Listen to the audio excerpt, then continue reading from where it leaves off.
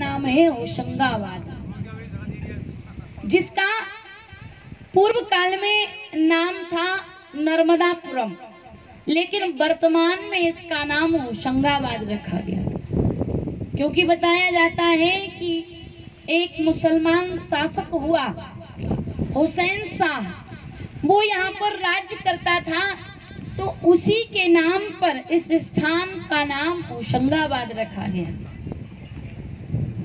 कहा जाता है कि यहाँ एक बहुत बड़ी सेठानी हुई, तो सेठानी जी के द्वारा मां नर्मदा का जो घाट है उसे पक्का कराया गया, तो कहते हैं इस घाट का नाम ही सेठानी घाट पड़ गया।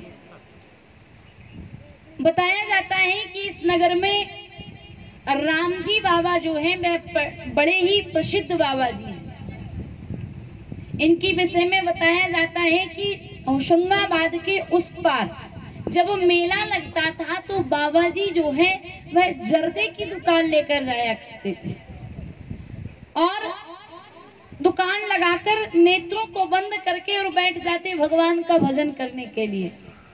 बहुत पुरानी बात है, उस समय में जब आने चलते थे पैसों में, तो कहते हैं कि लोग आते और बाबा जी से तंबाकू मांगते कि आप तंबाकू दे दीजिए, जर्दा दे दीजिए, तो दादाजी जो हैं वो कह देते कि तुम्हें जितनी लगे तुम उतनी ले लो, जितने पैसे दोगे उतनी की ले लो।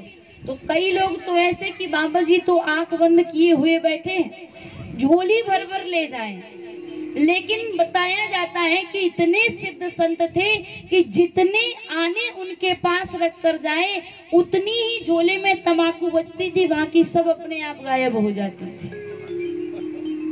तो ऐसे प्रसिद्ध संत रामजी बाबा हुए।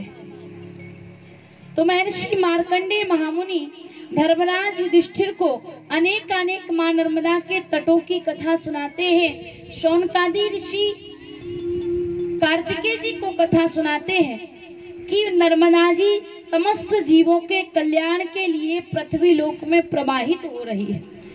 भगवान शिव की जो पुत्री है उन्हें पृथ्वी लोक में भेजा ही इसीलिए है कि जो कलयुग के भक्त हैं उनका उद्धार करने के लिए तुम्हें पृथ्वी लोक में जाना होगा। वहीं पर मार्कंडेय जी पिपलाद ऋषि की कथा सुनाते हैं कि नर्मदा पुराण में पिपलाद ऋषि की भी कथा आती है और इन्हीं के द्वारा ही भगवान शिव की स्थापना की गई, जो कि पिपलेश्वर नाम से प्रसिद्ध है। आगे होशंगाबाद से कुछ ही दूरी पर बुधनी घाट आता है। बुधनी घाट से 1-2 मील की दूरी पर जर्रापुर है। कहते हैं यहाँ पंचमुखी हनुमान का मंदिर है। यहाँ विद्यार्थियों को शिक्षा दी जाती है और जो भी परिक्रमावासी परिक्रमा में आते हैं, मां नर्मदा की परिक्रमा करते हैं, उन्हें इस स्थान पर सदाव्रत दिया जाता है। तो कहा कि होशंगाबाद से थोड़े ही आगे चलकर खोकसर आता है। यहाँ के विषय में बताया जाता है कि यहाँ के भी एक बहुत बड़े प्रसिद्ध संत हुए और ऐसे संत कहते हैं जिन्होंने नर्मदा जी की परिक्रमा की अपने साथ जमात लेकर। कई साधु संत, कई उनके शिष्य और कई गौ माताएं साथ में लेकर और महात्मा जी परिक्रमा कर रहे थे। अब जब महात्मा जी परिक्रमा कर रहे थे, लोगों के मन में विचार आया कि देखो इतने सब लोग माता नर्मदा की परिक्रमा कर रहे हैं और तो और जो बाबा जी हैं, जो महंत हैं, ये इन पूरी जमात का भोजन कराए वो तो ठीक है, लेकिन जिस नगर में रात्रि में रुकते हैं पूरे उस नगर का भंडारा कराते हैं। आखिर इन महात्मा जी के पास इतना धन कहां से आता है? कई लोग तर्क बुद्धि के होते हैं, बहुत से लोग तो सोच कर ही रह जाते हैं, लेकिन कई लोगों ने तर्क किया कि महात्मा जी आप बताइए, आपके पास जो इतनी जमात है, आप इनके भोजन की व्यवस्था कैसे देखते हो? इतना धन कहां से आता है? इतना भोजन सामग्री कहाँ से आती है कि आप इन सबका भोजन करा देते हो? और तो और पूरे नगर का भंडारा कराते हो। बताओ इतना भोजन सामग्री कहाँ से आती है? कहीं चोरी करते हो, डाका डालते हो, क्या करते हो? भिक्षा तो मांगते नहीं, आखिर आता कहाँ से? महात्मा जी ने सोचा, ऐसे ही लोगों के मन में भाव आ गया होगा। महात्मा जी बड़े सीधे सरल सहज स्वभाव के कह दिया, भैया सब मैया की कृपा है, जो सभी साथ में जमात में चल रहे हैं, इन सब की व्यवस्था वही मैया देखती है। लेकिन ये बात लोगों को समझ नहीं आई। लोगों ने कहा, महात्मा जी बनावटी वाली बात मत कीजिए, आप तो स्पष्ट स्पष्ट बताइए कि ये धन आता कहाँ से है। आप भिक्षा तो मांगते नहीं, भिक्षा वृत्ति आप करते नहीं हो, तो इतना सबका भोजन कैसे हो जाता है? महात्मा जी बोले, भैया सब मैया की कृपा है, हो ही जाता है। लोगों ने कहा, नहीं महात्मा जी, आज तो आपको बताना ही पड़ेगा। जब लोगों ने हट की तो आज महात्मा जी भी कहते हैं, भैया तुम जानना ही चाहते हो कि मेरे पास इतना धन, इतनी भोजन सामग्री कहाँ से आती है, कैसे आती है, कैसे इन सब की व्यवस्था चलती है।